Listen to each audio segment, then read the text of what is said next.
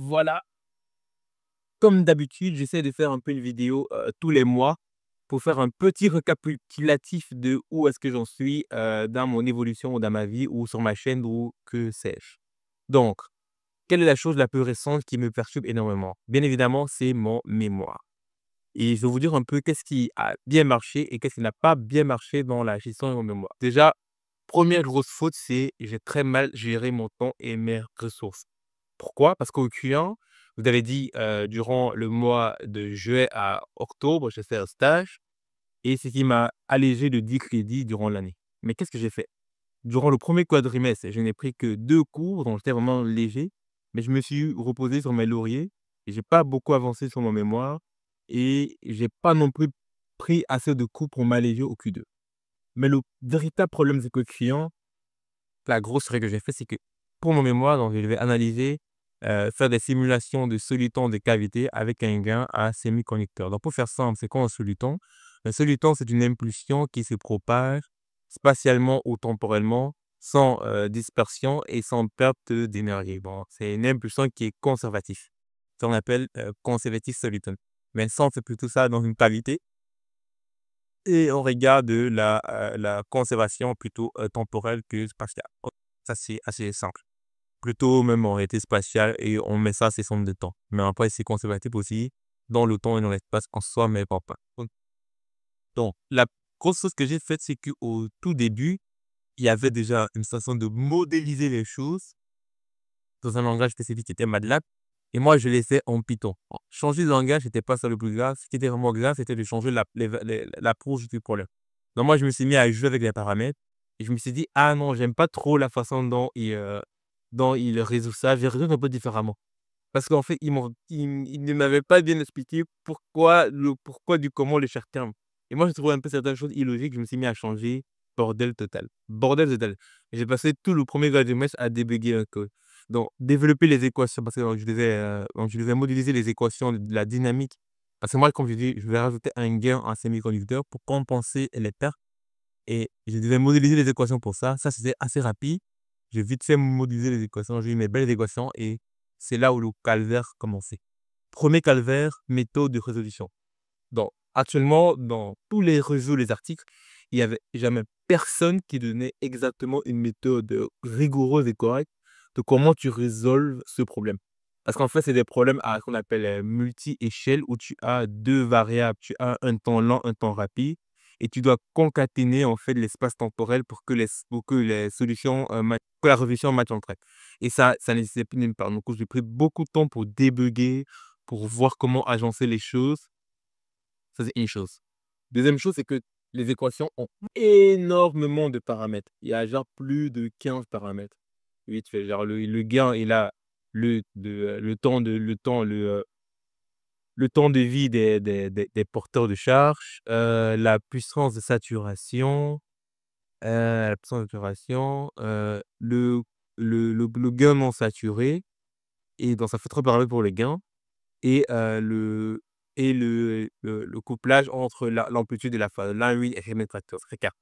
Et le champ en lui-même, il a en 5 paramètres. Bon, ça fait quoi? 4 plus 5, ça fait 9. OK, 9 paramètres en gros. Sans compter d'autres paramètres physiques comme les bêta, les gamma. Non, en gros, tu vas aller seulement à 10 paramètres. Et du coup, pour une certaine catégorie de paramètres, tu peux retrouver le sous-ton de qualité. Donc, imagine-toi que déjà, tu n'as pas de méthode de résolution exacte, donc tu n'es même pas sûr que ta méthode de résolution marche. Et en plus, comme résultat, tu t'attends à avoir une solution de qualité. Donc, tu imagines à quel point techniquement, c'est très difficile d'avoir ça. Pas de méthode de résolution, pas de bons paramètres fixés, et tu te mets à mettre tout numériquement. Je te garantis que tu vas passer des mois à ne rien faire de positif. Et c'est dans cette situation-là que je me suis trouvé à passer des mois à faire des simulations qui ne servaient à rien. Jusqu'au moment où on s'est dit, voilà, on va tout effacer, on va tout supprimer, parce que au bout d'un moment, c'est qu'une soupe de simulation, on ne comprenait rien. On a tout effacé et j'ai dû tout recommencer. J'ai rajouté les termes étape par étape. Au début, j'ai commencé à modéliser le gain lentement variable. J'ai dit le gain ne varie pas dans le temps. J'ai rajouté des éléments step by step, one by one, et ça marchait plutôt bien. Donc ça, c'était vraiment grosse difficulté et j'ai pris beaucoup de temps à le faire jusqu'au moment où j'ai développé une méthode de résolution qui était vraiment très carrée, très propre Je me suis mis à utiliser des solveurs comme Roncutta 45, Newton Rason, tout ce bazar, tout ça, poubelle. Parce qu'en fait, quand tu as des équations qui dépendent énormément de paramètres, qui sont pas des fonctions, mais des vecteurs, tous les solveurs numériques, c'est vraiment poubelle parce que ça gère mal des équations paramétriques. Par exemple, Newton-Raphson, je sais que, par exemple, Ron Kutta 45, bah, lui, en fait, il a besoin d'avoir des fonctions analytiques. Il a besoin de pouvoir appeler les fonctions. Mais toi, ce que tu donnes, c'est pas des fonctions, c'est des vecteurs. C'est des vecteurs. Du coup, j'ai dû faire une fonction qui transforme un vecteur en fonction. Parce qu'un vecteur, je te donne l'indice.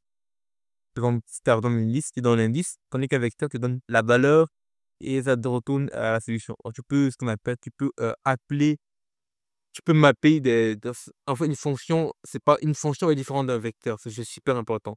Une fonction, ça map un domaine à un autre domaine, tandis qu'un vecteur, ça appelle des éléments. Et ça, c'est pas vraiment la même chose. Sauf si je trouve un moyen de transformer l'indissage en, en image, un truc comme ça, on appelle ça, en domaine, je sais pas trop, mais tu vois ce que ça veut dire. Dans une fonction, c'est L de X, ça prend un élément, ça trouve ce que ça vaut, ça trouve son image, tandis qu'une fonction, bah, une fonction ne calcule pas les images, ça calcule l'élément d'un indissage. Et la plupart des solveurs, en fait, ils veulent plutôt des fonctions. Et ça un peu, ça m'a cassé la tête au début et tout ça. Après, c'est non linéaire, machin. Du coup, moi, j'ai linéarisé j'ai linéarisé l'équation du gain parce que voilà, le gain était faible. J'ai résolu l'équation analytiquement, mais en gardant tous les intégrales, parce que comme c'est des fonctions qui sont pas analytiques, tu ne vas pas juste dire l'intégrale, par exemple, l'intégrale de la séquence au carré, tu sais que ça vaut, sur moins l'infini à l'infini, ça vaut, par exemple, 2. L'intégrale de la séquence au carré, c'est la tangente, mais bon, c'est pas vraiment une séquence, c'est une séquence avec plein de trucs. Et du coup, tu gardes les intégrales, et du coup, j'ai fait une belle équation, une belle intégration de mesure. Et comme c'est les équations à multi-échelle, tu as le temps, l'ordonnance variable, le temps variable. J'ai connecté les deux avec un mismatch. Ça, c'est là vraiment peut-être ma première contribution. OK, tu résous les équations et alors, c'est quoi la suite? La suite, c'est de pouvoir trouver les solutions de gravité. Mais quand je dis les solutions de gravité, ça dépend fortement des paramètres du problème. Et là, je me suis rendu compte qu'en fait, que les paramètres physiques, vraiment au niveau de la physique des semi-conducteurs, ne permettaient pas de générer des solutions de gravité parce que les semi-conducteurs avaient une puissance de saturation trop faible. Donc, les semi-conducteurs étaient trop déformés. Donc, quand tu as un gain qui est trop déformé, le gain n'arrive pas à se stabiliser. Et du coup, si le gain est très instable, le silicon devient instable et il meurt. Ça, c'est ça un peu la première conclusion. Bah, malheureusement, c'était le sujet de mémoire d'un doctorant. Bah, il a dû forcément peut-être annuler. Donc, qu'est-ce qu'il fallait faire? Il fallait adapter le problème. En fait, soit tu rendais la cavité beaucoup plus robuste, en diminuant un peu l'énergie, soit tu rendais le semi-conducteur un peu plus robuste. Donc moi, ce que j'ai fait, c'est que j'ai un peu, je voulais toujours me rester attaché parce que je me dis que c'est difficile de changer la physique du semi-conducteur. On dit que la physique des cavités, ça peut se changer. Donc j'ai changé un peu les paramètres de la physique de cavité et là, il fallait donner des là, les simulations commençaient à marcher pour quelques paramètres, mais il fallait qu'on redise pour quel, groupe de paramètres est-ce que tu peux avoir des solutions. Et c'était ça, le problème. Donc, si tu fais que des simulations numériques, bonne chance, je suis à 10 paramètres, tu peux pas facilement les normaliser parce que c'est que les gens sont souvent, ils vont normaliser. Ils vont créer des paramètres adimensionnels qui vont englober plusieurs effets à la fois. Dans mon cas, c'était pas vraiment réaliste parce que tu as des équations qui sont couplées et quand tu as des équations qui sont couplées, bah, difficilement normaliser. Parce que la normalisation pour une équation peut marcher, mais ça ne va plus matcher pour la deuxième. Je pense que je devrais, de tous les jours, je me dis, ah, Dibout, essaie de trouver une normalisation pour les deux. Et tous les jours, je ne le fais pas. Parce que je me rends compte que c'est pas vraiment physique. Et j'aime pas trop la normalisation, mais bon, l'aime. Et du coup, j'ai fait plein de simulations qui n'aboutissaient pas à grand chose. J'avais des résultats qui n'étaient pas interprétables. Qu'est-ce que tu fais? Et là, tu te rends compte que bah, les méthodes numériques sont bien, mais c'est pas suffisant parce que tu n'as pas de contrôle. Tu lances des simulations, tu as les résultats, mais tu comprends pas les résultats. Pourquoi tu as ça? Pourquoi tu as cette valeur-ci?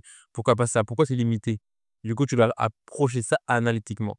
Et du coup, j'ai fait une méthode analytique qui est ce qu'on appelle la méthode de perturbation de type lagrangienne. Donc, c'est quoi un lagrangien? Un lagrangien, généralement, il décrit l'action de ton système qui est l'énergie cinétique moins l'énergie potentielle. Tu veux plus ou moins voir ça un peu comme l'énergie totale. Mais l'énergie totale, c'est l'énergie cinétique plus le potentiel. Ça, c'est l'hamiltonien. Tandis que le lagrangien, c'est l'énergie cinétique moins l'énergie potentielle. Mais en gros, ça décrit l'action. Mais en bref, en vrai, c'est un peu comme l'énergie. Puisque le potentiel, tu le mets au négatif. En gros, c'est ça. Et maintenant, si tu as un système qui est conservatif, c'est-à-dire qu'en fait, quand tu dis que ton énergie totale, c'est l'énergie potentielle moins l'énergie cinétique, là, tu supposes que l'énergie est conservée. On suppose qu'il n'y a rien qui apporte de l'énergie et il n'y a rien qui retire l'énergie.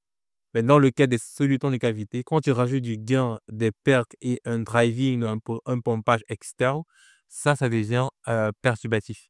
Et du coup, dans le Lagrangien, tu peux rajouter un terme perturbatif dans le Lagrangien et tu te demandes comment les paramètres de ma solution vont varier sous cette perturbation. Et c'est un peu ça l'idée de la méthode, c'est un peu ça l'idée de la méthode que j'applique. J'applique des perturbations à un système conservatif et je regarde comment est-ce que les paramètres vont varier et j'impose que les paramètres ne varient pas. Ça, c'est intéressant. On a les équations du mouvement et tu imposes la stationnarité des équations du mouvement de tes paramètres. Et ça, on fait la méthode Lagrangienne perturbative. Et qu'est-ce qui posait problème? Donc, ce qui pose problème, c'est que tu fais tout analytiquement. Donc, tu dois avoir des expressions analytiques. Pour ton soluton, tu connais l'expression, non, tu définis l'expression analytique que tu dois avoir. Une certaine amplitude, une certaine phase, une certaine fréquence, une certaine position temporelle, une certaine position fréquentielle. Ça, tu définis ça. Pour le gain, lui, il dépend, le gain varie selon la forme de l'impulsion. Et dépend aussi de ce qu'on appelle le bruit, c'est pas vraiment le bruit, mais c'est le background. Donc, en fait, c'est l'énergie qui est dans ta cavité. Et du coup, le gain en soi, c'est une instruction qui est très dynamique, qui va dépendre de toutes les énergies qui sont dans le système. Comment tu approches ça? La première approche, c'est d'abord de voir quand tu fais la simulation autour de ton impulsion, le gain est plus ou moins linéaire, donc j'ai linéarisé le gain. J'ai trouvé des équations et ces équations-là m'ont permis dans un premier temps de comprendre la physique qui se passait dans mon système. Ça, c'était déjà un point positif. Parce que quand je faisais des simulations, je voyais des trucs physiques qui pouvaient se décrire facilement, mais il fallait quand même un support théorique qui permet de justifier cette physique-là. Et ça, c'est la première étape dans mes expressions lagrangiennes. La deuxième chose, c'est que voilà, il fallait encore aller plus profondément à l'intérieur de la physique et de comprendre vraiment l'impact de chaque terme. Et du coup, l'approche linéaire du gain n'était pas bon. J'ai dû faire une approche tendentielle. Pourquoi est-ce que je n'ai pas reçu dans la technique? C'est une vidéo YouTube, en fait. Je pense que j'ai perdu tout le monde. Si tu es encore là, je ne veux pas te perdre, donc basta. Bon, en gros, c'est le problème de mon mémoire, c'est que je suis trop technique. Bon, le problème de mon mémoire, c'est qu'il y avait trop d'interdépendance, trop de linéarité, mauvaise gestion du temps, prise de conscience assez tard. Donc, c'est juste maintenant que je réalise ce que je dois faire et j'ai plus qu'un mois pour rendre mémoire. Donc, je suis un peu dans la merde en gros. Et l'écriture du rapport, bon, l'écriture, j'ai commencé, hein, j'ai des petits documents pour chaque petit travail que j'ai fait. À la fin, je l'ai juste synthétisé. Donc, actuellement, j'ai déjà quand même une bonne soixantaine de pages, hein. Donc, mon mémoire est déjà quasi écrit. Mais si tu as pas de conclusion, ça sert à rien de faire un mémoire. Le mémoire, c'est la conclusion. Tu as pas de conclusion, tu peux pas rendre. Tu as pas de conclusion, c'est pas la conclusion. Donc, tu dois avoir une conclusion, une bonne conclusion et je pense que je suis déjà là. La conclusion, c'est que les équations sont trop compliquées à résoudre, donc c'est pas ça. Il y a quand même une conclusion, mais comme je disais, c'est trop non linéaire et les termes sont trop dépendants entre eux et même numériquement, ça bloque. Analytiquement, ça bloque aussi. On peut juste voir un peu la physique avec les équations et pas plus long que ça. C'est vraiment très, très. C'est vraiment genre le gain les champs sont vraiment couplés d'une façon. C'est vraiment dépendant. Ils sont comme ça, quoi. Ils sont vraiment tellement dépendants. J'ai tout fait pour les séparer et c'est pas possible. Ils sont trop dépendants entre eux. Et ça, mathématiquement, même si tu appliques Newton-Raphson, etc., aussi peut-être pour rentrer dans les techniques, je me suis rendu compte qu'il y a différentes façons de formuler des équations. Il y a une différence entre une équation non linéaire et une équation qui est implicite. Dans quel sens? Si je te dis y est égal à x plus exponentielle de x, cette équation est non linéaire. Pourquoi? Parce que si tu veux résoudre f de x, est égal à 0, tu vas trouver x plus exponentielle de x qui vaut 0. Et ça, c'est pas une équation qui est linéaire. Maintenant, il y a des équations qui sont linéaires, qui sont non linéaires, mais qui sont implicites. Un exemple, c'est y qui vaut x plus exponentielle de y. Ça, c'est une équation qui est non linéaire et qui est en plus explicite. Et ça, c'est souvent les plus difficiles à résoudre. Et ça, c'est ce que moi j'ai, généralement. Et encore plus balèze que ça. Là, j'ai dit que l'exponentielle, ben, c'est explicite avec des séquentes au carré, des tangentes. Ça va dans tous les sens et tout. C'est impossible à résoudre des machins, des racines carrées, machin, tout ça. C'est impossible. J'ai que des grosses expressions comme ça. Ça, c'était un volet. Dans mon mémoire, j'aimerais vraiment le rendre en mai, en juin, le 30 mai pour défendre en juin, mais on verra. En juin, je ne sais pas vous dire quoi. D'ici 2 semaines, je ferai une vidéo pour vous dire si je vais le rendre ou pas. Donc, je vais devoir faire une discussion froide ce mardi avec mon encadreur pour vous dire clairement est-ce que le mémoire, on le rend ou pas. Mais ça, je ne peux pas dire comme ça, je dois donner des résultats. Il est assez très exigeant là-dessus. Bon, on verra ou pas. Il faut ce week-end, je pense que ce soir, je vais dire une conclusion. Parce que là, franchement, j'en peux plus. J'en peux plus. J'en peux plus, c'est vraiment difficile. Alors, concernant les autres choses, vous avez tous vu que j'ai développé une application qui s'appelle Fine Scholar. Pourquoi est-ce que j'ai développé ça? Parce que durant le blocus, j'étais un peu dans la merde. J'étais tombé malade durant le mois de janvier. Il y avait plus beaucoup de cours, plus beaucoup de jours pour étudier. Et là, je me suis mis à poser plein de questions à ChatGPT, à DeepSeek pour apprendre l'informatique quantique. Et je me suis rendu compte d'un truc, j'ai fait un constat intéressant, c'est que quand j'avais besoin d'aide, je ne cherchais pas forcément quelqu'un qui est ingénieur ou quelqu'un qui fait des maths, de la physique ou quelqu'un de grand, de beau, de charmant avec un tarif et machin ou quelqu'un qui a des avis, non. Je cherchais quelqu'un qui pouvait résoudre mon problème et répondre à ma question. Et je me suis rendu compte que dans la plupart des sites de cours particuliers, c'est pas cette approche qu'on a. Donc nous, on va plutôt aller dans des plateformes pour chercher un prof de maths, regarder les avis qu'il a, les retours qu'il a, il aime bien, s'il est très des ou pardon, très de traits humains, très de biais comme ça, qui sont, selon moi, c'est des biais qui ne sont pas vraiment liés à ta problématique. Parce que ta problématique, c'était de trouver quelqu'un qui peut te permettre de résoudre ton problème. Je me suis dit, OK, moi, j'aimerais avoir un outil qui va permettre à des gens de trouver des professeurs particuliers, mais vraiment sur base de leurs problèmes. Donc, tu arrives, tu poses plutôt ton problème, tu dis, j'aimerais savoir résoudre l'équation différentielle de secondaire. Et l'algorithme va te proposer des professeurs qui vont correspondre mieux à ta problématique. Donc, comment est-ce que je développe ça? C'est vraiment intensif, hein. Comme je l'ai dit durant mon blocus, en pas d'examen. Et c'est en pleine période d'examen que le fou que je suis s'est mis à développer ça. Parce que voilà, je me sentais déjà assez bien pour le cours. Toujours ce même cours, j'avais du mal, hein. Je l'ai fait genre en 3 jours. En 3 jours, franchement, c'est allé très vite. Mais vraiment 3 jours de non-stop pas. 3 jours à fond. Je me suis senti confortable. J'avais encore genre 5 jours avant l'examen. Il n'y avait plus rien à étudier. Vraiment, il y avait, sur base du cours en lui-même, il n'y avait plus rien à étudier. Vraiment, en 3 jours, j'ai vraiment tout vu. J'avais vraiment tout vu plusieurs fois. C'était vraiment un cours très, très léger. L'informatique, en fait, c'est vraiment un peu un scam, quoi. Il y avait vraiment tout vu, il y avait plus rien à faire. Et durant les 5 jours, soit je travaillais sur le mémoire, soit je faisais un peu un truc qui me permettait un peu de m'évader, un peu ce que j'appelle blue sky. Genre, tu t'évades un peu comme ça. Du coup, je me suis un peu évadé un peu comme ça sur Fine Scholar. Je l'ai développé. J'ai appris plein de trucs, base de données, j'ai des IA, faire du cloud computing, faire de l'hébergement web. C'est ma première fois de faire une application web. Je développe déjà des sites web, mais statiques. C'est ma première fois de faire des applications web en soi. Et j'ai bien aimé, genre, créer un vrai projet comme ça, c'était sympa. Ça m'a pris une semaine durant le blocus, après une semaine de vacances après le blocus, mais qui même a été, parce que cette semaine-là, j'avais encore un cours en plus qui était cours d'accélération, cours sur c'est pas encore, introduction aux accélérateurs de particules. Ouais, ouais, j'ai des cours vraiment, what des sorts cette année, quoi. Ça me sert à quoi oui, on a visité le CERN, mais après, ça va pas me servir dans la vraie vie, en vrai. Accélérateur de particules, c'est trop bien le cours là. Et voilà, c'était un peu ça. Donc, fin scolaire, je ne sais pas si vous avez aimé, si le projet vous plaît, si vous avez des questions là-dessus, n'hésitez pas à m'écrire ou d'aller visiter le site. Si vous recherchez un prof particulier, c'était la pause publicitaire. Ensuite, il faut trouver un travail. Donc pour la recherche de travail, je pense que je l'ai déjà dit, moi ce que j'aimerais faire, ce que j'aimerais vraiment faire, c'est de faire un doctorat plus tard et sous forme d'assistant. Ça, j'insiste énormément. J'ai vraiment envie de faire l'assistanat parce que j'adore le côté humain. Vous voyez, hein, je fais des vidéos sur YouTube, je fais des vidéos en maths, en physique. J'adore enseigner. Ça me permet d'apprendre, ça me permet de consolider mes apprentissages. Pour moi, la meilleure façon de me persuader que j'ai bien compris un truc, c'est de pouvoir le transmettre à des autres, pouvoir l'expliquer. Il y a que comme ça que moi, je me rassure d'avoir bien compris. C'est pour ça que j'adore les examens oraux, parce que durant les oraux, en fait, j'explique à des profs. Ça, c'est trop chouette. C'est trop chouette.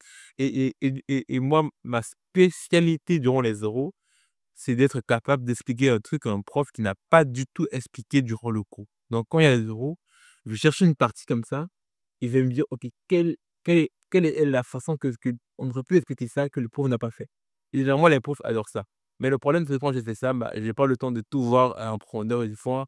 Et maintenant, quand c'est au tour du prof de me poser des questions, je ratais. Moi, les euros, c'est un peu ça. J'explique très bien et dès qu'on me pose une question, je sais pas, je sais pas. J'ai pas trop peur, mais j'explique très bien et c'est généralement comme ça que je réussis parce que j'explique bien et je prends le temps de bien comprendre ce que je sais.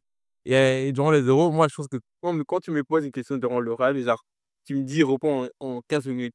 Mais moi, mon cerveau va se mettre à imaginer toutes les possibilités et je commence à tout dire et généralement, je m'en mêle et le pauvre il est pas content parce que moi, je prends trop de temps pour réfléchir. Tu me dis: «Pourquoi ça fait ça?» Je vais faire: «Mmh».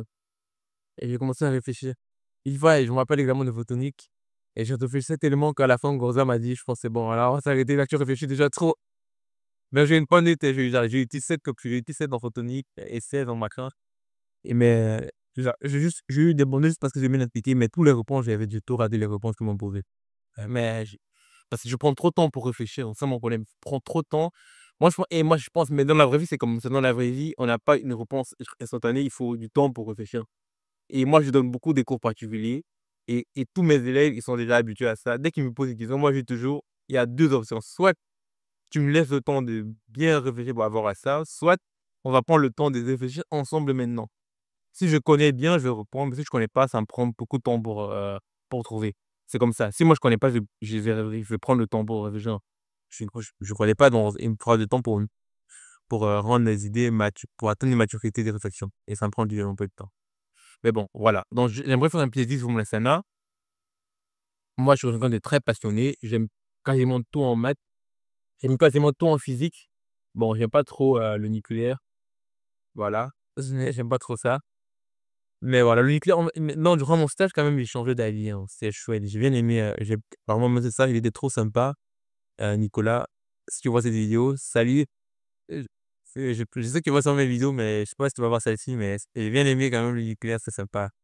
C'est complètement différent de ce qu'on voit en cours, hein. C'est beaucoup plus intéressant que ça. Il y a beaucoup plus de challenges et on peut rencontrer des problèmes auxquels on ne s'attendait pas et on se met à utiliser des outils mathématiques auxquels on n'aurait même pas pu le prévoir. Des fois, on se met à utiliser de l'optimisation, des fois des stats, des fois des Monte Carlo, des fois plein de trucs, tu vois? Ça qui est intéressant.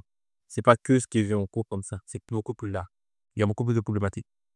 Donc j'aimerais bien faire un PhD pour donc quelles sont mes options? Soit de faire, heu, de l'optimisation, parce que j'ai fait 2 stages en optimisation. Il y a beaucoup appris là-dessus. J'ai vu à quel point ça peut être, super pratique pour pouvoir, résoudre des problèmes, optimiser pr je ne vais pas donner des exemples d'optimisation, hein. Je pense que si tu regardes des vidéos, tu as pas mal d'exemples. Mais je vais plutôt te donner une raison beaucoup plus profonde pourquoi j'aime ça. Moi, j'aime beaucoup l'optimisation parce que je suis quelqu'un qui adore optimiser sa vie. Donc moi, j'adore tout optimiser. J'aime toujours prendre la meilleure des décisions. Et moi, je pense que quelqu'un, d'intelligent, c'est quelqu'un qui optimise sa vie. D'optimiser sa vie, selon moi, c'est pouvoir avoir ce que tu veux dans la vie. Donc pour moi, être intelligent, c'est avoir ce que tu veux dans la vie. Et pour avoir ce que tu veux dans la vie, tu dois optimiser ta vie. Si tu veux être en bonne santé, tu dois optimiser ta nutrition, optimiser tes séances de sport et optimiser ce que tu consommes. Si tu veux avoir des bonnes notes, tu dois optimiser ta méthode d'apprentissage. Si tu veux avoir une bonne stabilité financière, tu dois optimiser tes finances. Donc, si tu veux avoir ce que tu veux dans la vie, tu dois optimiser ta vie. Et pour optimiser, bah, il y a des méthodes d'optimisation. Et moi, je trouve ça tellement dommage que dans notre vie courante, on n'arrive pas à utiliser tous ces outils merveilleux pour pouvoir optimiser tout ce que nous avons. Optimiser sa santé, optimiser ses finances, optimiser, plein de trucs quoi. Optimiser la gestion des déchets, la gestion des déchets nucléaires, gestion des ressources, gestion de l'alimentation, gestion de l'agriculture, tout ce qu'on peut optimiser, optimisons la gestion de l'énergie, tout ce qu'on peut optimiser, optimisons-le et obtenons ce que nous on veut vraiment. Qu'est-ce qu'on veut vraiment? Ça, c'est à toi de reprendre ce que tu veux vraiment. Moi, je sais un peu plus ou moins ce que je veux vraiment. Voilà. Et je pense que tout le monde doit se poser ça dans sa vie. Qu'est-ce que je veux vraiment?